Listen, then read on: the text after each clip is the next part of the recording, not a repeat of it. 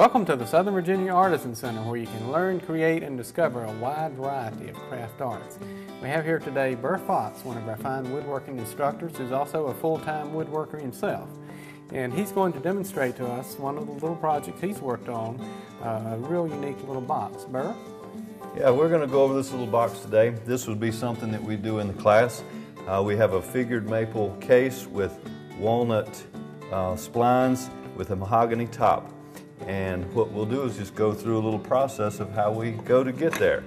What I did was I took a figured maple board and I numbered it and measured it so that the grain pattern is in line, and then I took it and grooved it for the top and the bottom and mitered it for the edges. So what we'll do is we'll get ready to glue it up. We'll take a piece of tape and put it together, and we're going to move kind of fast with this, but this is basically the process. And what we'll do to make our box is we will put glue on these things, and of course I numbered them, and this will be how we clamp them together. The tape, you will glue it and the tape holds it together, and we will fix the bottom for it.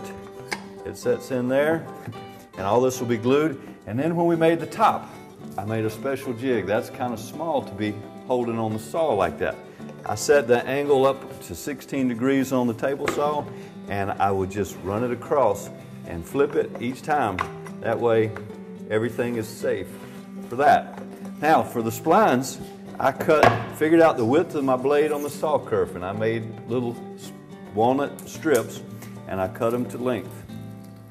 And of course you have to sand this every move before you go, because it's kind of hard to sand inside the box.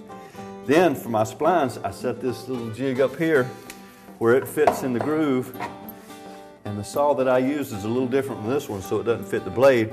But I basically set my box here with this stop, and I set the height of the saw, and we run it across, and it cuts the grooves.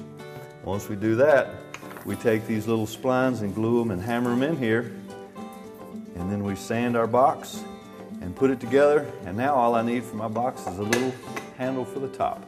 So come and take our class, and you'll get to make one like this or something like it.